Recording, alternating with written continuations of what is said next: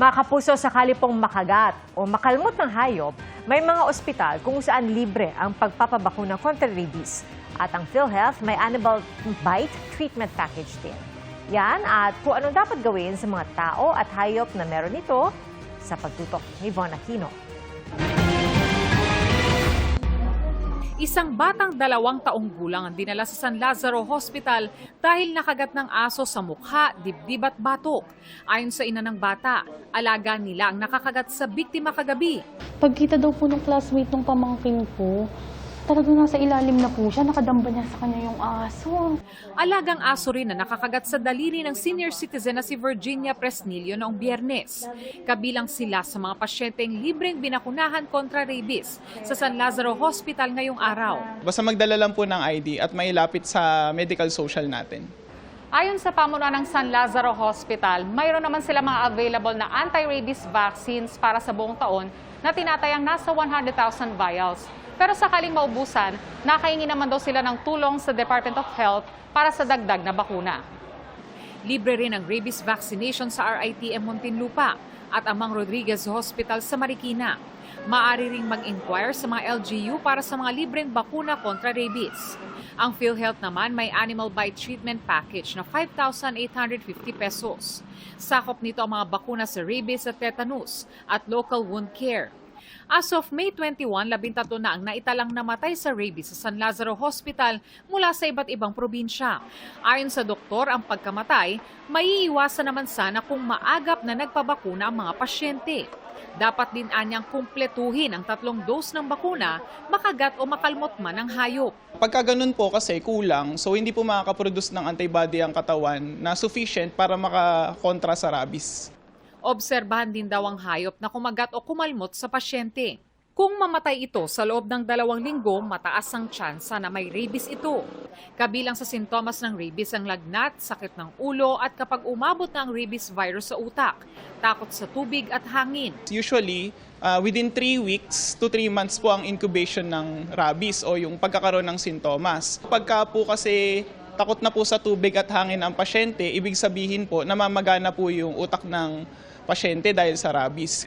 Depende rin daw sa parte ng katawan na nakagat ng hayop ang bilis ng pagkalat ng rabies. Pinapayuhan din ang mga kaanak ng pumanaw sa rabies na magpabakuna at ipakremate ang labi ng kaanak. Kahit na namatay na po ang pasyente, yung katawan niya po pwede pa rin po makakalat ng rabies virus. Pag na-inhale po yung droplet or yung mga tubig sa katawan ng pasyente. Para sa GMA Integrated News, Von Aquino, nakatutok, 24 oras. Matapos ang partial lifting ng Korte Suprema sa naunang temporary restraining order noong August 2022 sa hiling ng MMDA, bukas ay muling ipatutupad ang No Contact Apprehension Policy o NCAP. Sa ilalim nito, wala ng enforcer na manghuhuli ng traffic violator. Pag nahuli ka ng CCTV kasabay ng artificial intelligence na ipinatutupad na rin ng MMDA, sa loob ng 7 araw ay maaaring makakuha ng abiso ng violation sa impormasyong nakalakip sa rehistro ng sasakyan. Yung registered owner ng vehicle, dahil may interconnectivity kami sa LTO, we would know. Meron na rin ho kaming pinaplano pati text.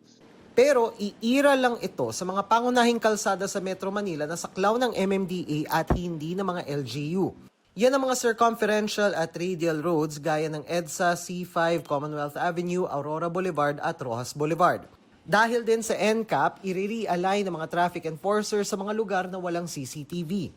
Nilinaw rin ng MMDA, hindi naman porket na huli kang may nilabag, may notice of violation na kaagad. Pag-aaralan daw muna nila ang konteksto ng pangyayari. Pwede ring umapila ang mismong motorista sa MMDA. Nilinaw din ng MMDA na hindi ipatutupad ang NCAP sa mga lugar kung saan may problema sa traffic signage o mismong lane sa mga kalsada. In those areas, kapag alam namin may problema sa mga traffic signages, just to be fair. And nakikipag-coordinate ho kami sa DPWH. We are fair in dealing with that. Kung mga pampublikong sasakyan naman gaya ng bus o TNBS ang may violation, sino sa may-ari o tsuper ang titiketan? Ang may-ari po ng sasakyan, pwede silang iparating sa MMDA. Mayroon naman silang log. They could report kung sino ang driver. Alam nilang Yun.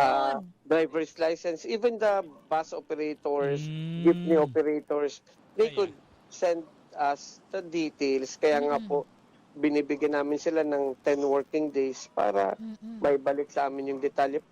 Iba na rin daw ang magiging sistema ngayon ng NCAP dahil nang may visa pa ang TRO, inayos na raw ang mga issue kaugnay nito tulad ng iba't ibang multa sa iba't ibang lugar. Actually po, hindi mo kami impleaded.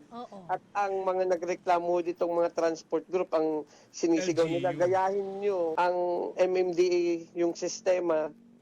And somehow po, because of the single ticketing, naibaba natin yung mga amount ng fine sa buong Metro Manila, naging uniform na. Even LGUs, yung issues na binabato sa mga LGUs, nasettle din namin dito sa single ticketing. Giit ng MMDA, hindi fundraising ang NCAP, kundi paraan para tumino ang mga anilay barumbadong motorista.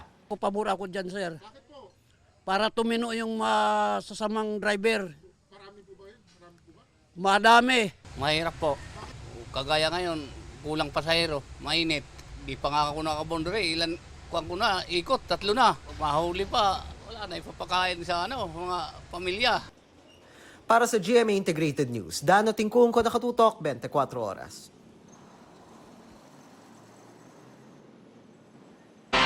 Isiniwalat ni Migrant Workers Secretary Hans Kakdak ang ilan pang alegasyon laban kay dating OWA Administrator Arnel Ignacio. Kaugnay na umano'y maanumalyang 1.4 billion pesos na land acquisition. Nakatutok si JP Soriano. Handa na ang Department of Migrant Workers na ihabla si dating OWA Administrator Arnel Ignacio kaugnay sa umano'y di otorisadong pagbili ng lupa sa halagang 1.4 billion pesos. Ayon kay Migrant Workers Secretary Hans Leo Kakdak, marami pang nalaman sa umano'y maanumalyang proyekto gaya ng pagpaparentaan niya ni Ignacio ng lupang binili. At tinanong ko sa kanya, nasaan ang upa o rent? Ang sagot niya ay hiningi pa natin doon sa kolektor ng rent. Sabi ko, sino yung kolektor ng rent? Yung dating may-ari ng lupa.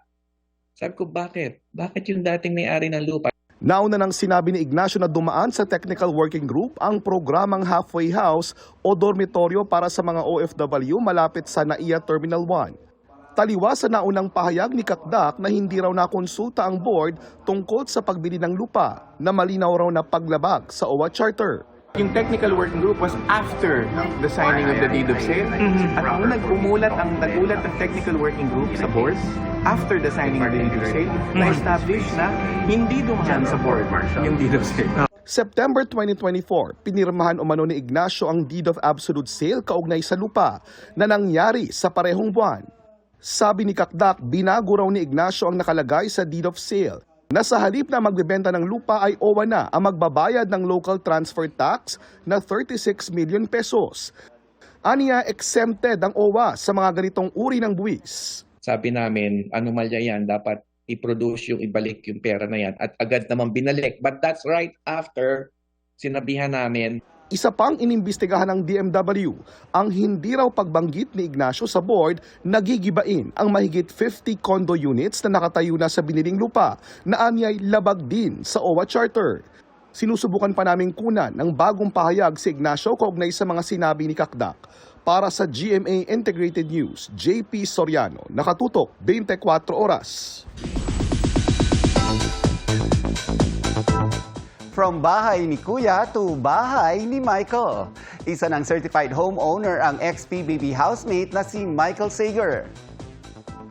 On IG, ibinahagi ni Michael ang pictures niya sa loob ng kanyang brand new home. Very proud homeowner si Michael at hindi raw siya makapaniwala. Wala pa raw itong mga gamit at nagpapasalamat siya sa bago niyang achievement.